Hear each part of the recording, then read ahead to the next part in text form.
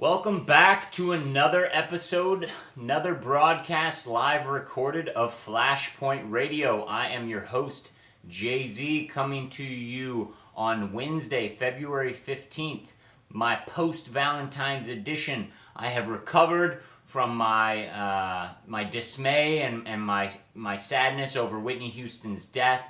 I'm getting better. I just have to take it one day at a time. And I think I'll be able to get through this one. It took me a long time to get over Michael Jackson, but damn it, this may be even worse. But we're gonna hop right into it. Remember, follow me at Flashpoint Radio on Twitter, Facebook /Flashpoint Radio on Facebook as well. Give me some feedback, people, please. I see views on my thing. I need feedback to know if I'm giving you good information or if I can improve in any way. But we are going to get right into it so I don't get long-winded. Today's topics are kind of local governments becoming a little bit overreaching. I like to call it tyranny. You may not believe it's tyranny because your impression or your image of tyranny is concentration camps or, jackbooted thugs at checkpoints around the country. We'll get to that tomorrow, or maybe later tonight if we have time. But we're going to get right into it to some just ridiculous news. And this comes to us from the UK, or Daily Mail, over in England. It's funny, but I get a lot of my news from the British press. Seems like the British press does a better job of covering stories in the United States than our press does.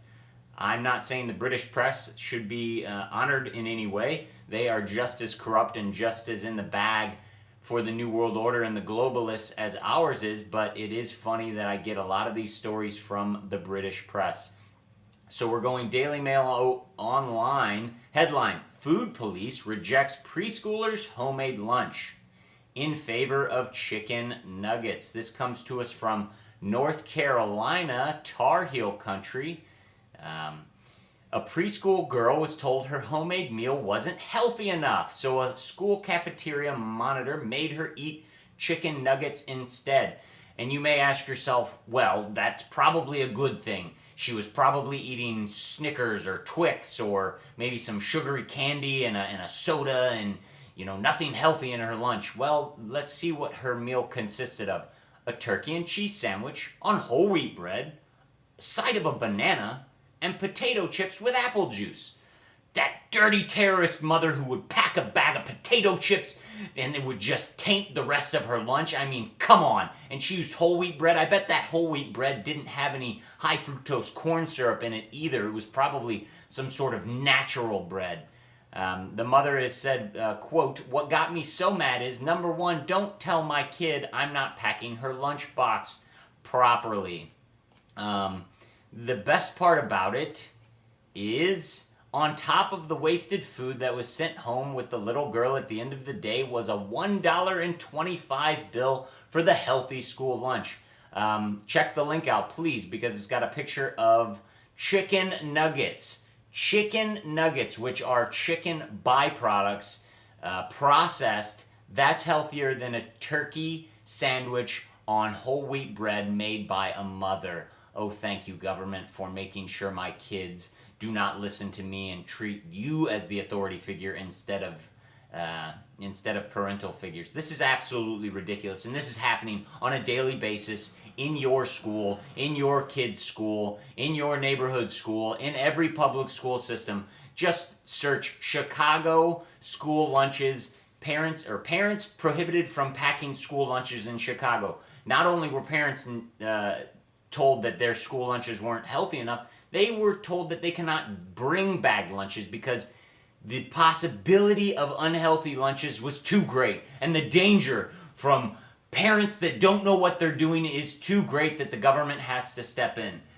Pretty soon you're going to have to get a pat down from the TSA to enter the lunch line at schools. This is the same as having to buy your supplies from a workhouse shop, just like they used to have to do in a feudal nation or in workhouses back in the early days, where you worked at the company and then you had to shop at the company store who inflated the prices. No free market. No free choice. This is America. This is the tyranny. This is the inching tyranny that will soon consume your life. And then we're going to go to Denver. This is CBS Denver 4, Jefferson County, Colorado. A Jefferson County man was held in jail after refusing to get a license for his dog.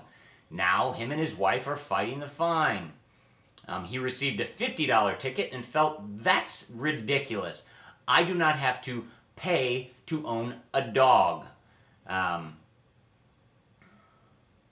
His dog got away on accident. So accidentally his dog got off his leash and got picked up, and they found that he didn't have that dog licensed in the county that he lived in. Therefore, he needed to pay the license fee. He did not. He spent 7 hours in jail. They put you in, they handcuffed you. He said, did they handcuff you? Yes, sir, they put me in incarceration. Handcuffed. Handcuffed by police with guns because you don't license your dog. You don't have to license your gun in this country, but you have to license your dog. Don't get me started on driver's licenses that are illegal and unconstitutional if you're not a commercial vehicle operator. But licensing your dog? What's next? Licensing your child? Licensing your television? Licensing your food? I mean, give me a break, people. The dog, he says, was a service animal for his autistic daughter. He felt it wasn't necessary to pay fees. It's a waste of my time and theirs. Guess where all this money decided to go? This decided to go, the reason they instituted this fine and this fee was to pay for, you got it, a new, where is it? A new dog shelter. And I believe it cost $10 million to pay for the Foothills Animal Shelter. And what is the Foothills Animal Shelter, I bet? Well, it is a euthanization center for dogs that haven't been licensed. You can check it, but the Humane Society and government animal agencies and people who purport to love animals are the #1 killer of stray animals in this country. Not dog fighting, not owners who can't take care of their pet, not hoarders, but your government kills more animals than any other agency in the nation. So thank you very much, government. And we're going to move to personal news in regards to this, because I received from the city of Maplewood the same thing as this gentleman in Denver.